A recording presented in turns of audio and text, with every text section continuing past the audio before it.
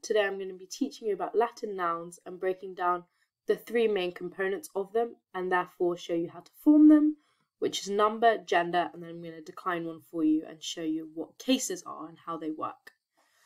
So to start with, in order to form a Latin noun, you need to know its number, i.e. whether it's singular or plural. You probably already know what this means, but just to show you what it means, something singular is something that is one, like a coin. And something that's plural is like multiple coins. And in English, as you can see, we make this distinction often using the S at the end of a word. This is not always the case, but this is generally the case. And this is true of any noun in the English or the Latin language, i.e. they can be broken down into either singular or plural. So next we've got something that is special to Latin. It's a thing in many other languages if you've learnt any other languages, but English doesn't have gendered nouns at all. English doesn't have gender in the language at all. So you've got three here. We've got the masculine, the feminine, and the neuter. So this is quite intuitive. The masculine, denotes things that are naturally masculine, like a boy or something that's a masculine job. Or a man, anything that you would assume would be masculine is masculine. Feminine is the same. Anything that's feminine, or female, like a girl or a woman, comes under the feminine. Neuter is anything that isn't either of these. I.e. like inanimate objects tend to be neuter. And this you'll start to pick up as you go along and as you read and learn more Latin, but that's the general distinction. As I say, it's quite intuitive, and as you read Latin, you'll start to realise, this is obviously a feminine. And also, you can tell by the endings themselves, which is what I'm about to teach you in cases, which is what makes Latin a little bit special compared to English in particular. So in English, if English is your first language and perhaps the only language you speak, this is going to be a little bit more tricky. Just because in English we don't have cases. The way you can tell how a noun is functioning in a sentence is what a case is. And the way that you can tell how a noun is functioning in a sentence in English is just by the word order. We don't have anything special that's part of the way that you spell a noun that determines what case it's in. Whereas in Latin you do have that, it's kind of fun, and also it makes things much clearer.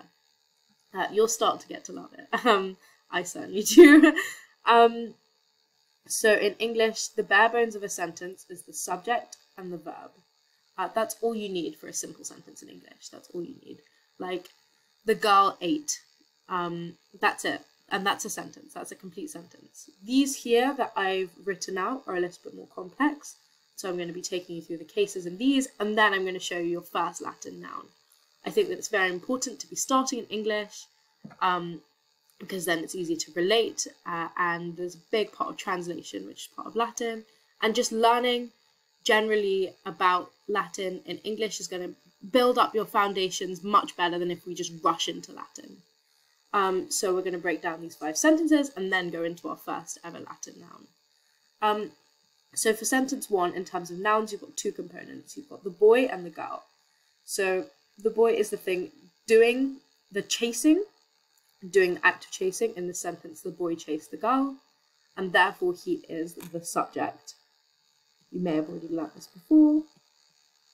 And the girl is the thing in the sentence that's being chased, and therefore she is the object of the sentence. So that's for sentence 1. Sentence 2 is friend, come here. So you're addressing the friend. And therefore they are in their own special case. You do this all the time. It's just like you don't think about it when you're doing it in English. You're addressing things all the time, but it doesn't seem special to you. Whereas in Latin, it's its own special case. It's called the vocative. And that comes from Latin voco, which means to call. And you can probably think of 100 million English words that come from voco. We're ignoring the things in black because these are the verbs in the sentence, or the verbal phrases, and these aren't relevant in terms of looking at nouns. Yeah, naturally, we're learning, well, they're relevant, but we're learning about nouns right now. So sentence 3, we've got the mother ate the apple of the father. So you've got three nouns here that need to be considered: the mother, the apple, and the father. So the mother is the subject. The ate is the verb, which we're not talking about right now. We're not touching that. The apple is the thing that's being eaten. That's the thing that is being affected by the verb in the sentence. So this is the direct object. And then this next part, this pink here, is a new special thing that we have in Latin. It's called the genitive. And that just denotes possession, i.e. apostrophe s or of. So you've got of the father here, but you could also say the father's apple, which may be a little bit more natural. So for sentence 4, you've got the boss gave money to the worker. You've got the boss, which is the subject here. You've got the gave, which is the verb. You've got the direct object, which is money, if you couldn't guess by the red. But also, it should be obvious by now. And then also you've got to the worker. This is a whole new case. And this is called the dative, because you're giving. It's to or for. If anything in English, you know, you're saying to the worker, for the worker, that denotes the dative.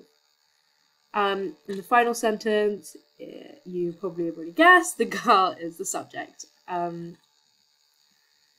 Hopefully my color coding helps as well.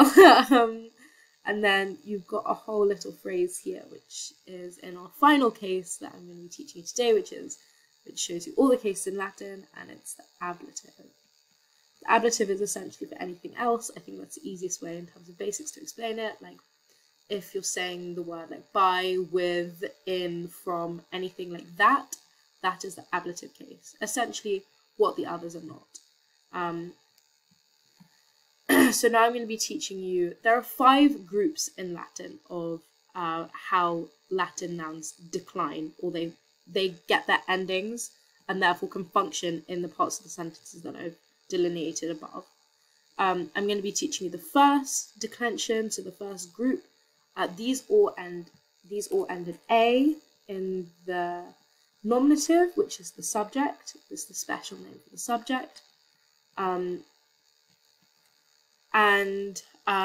Most of the time they're feminine. You've got a few exceptions to this, which are some masculine jobs, like nauta, which means sailor, agricola, which means farmer, and you can see that though they end in A, therefore they're group 1. It's this A here that means that they're group 1, and they're feminine. So although these end in a group 1 way, they're like formed in a group 1 way, they're masculine. But this is like very, very small exceptions. So now I'm going to run through your first ever Latin noun. So we've got puella, which means girl. So puella, puella, puellam, puellai, puellai, puella, puellai, puellai, puellas, puellarum, puellis, puellis. And you can see the macrons that I've put on, i.e. this here, that's for just helpful pronunciation. That actually would not be in original Latin texts. So now using these endings, so the nominative is the subject, just to recap, the vocative is addressing, oh girl, accusative is the direct object, so like the boy ate the apple would be the accusative, genitive is possessive, dative is to, for, and ablative is by, with, in, from, you know the rest. And using this now, you can put a functioning Latin verb into a sentence. So like say the boy chased the girl, it would be the boy chased, and then we've got puellam, because she is the direct object of this verb, and therefore she is the accusative, and she is singular. This right here marks the denomination between singular Latin nouns and plural Latin nouns, as we discussed before. I've got a little song to finish to help you remember The case endings, I quite like it. I still use it 8 years on in Latin. The subject goes in the nominative of vocative. The object goes in the accusative. Genitive of, day 2 to 4. Ablative by, with, and from, pom pom. I hope you enjoyed this video, and I hope you learned a little bit about Latin nouns. Thank you so much.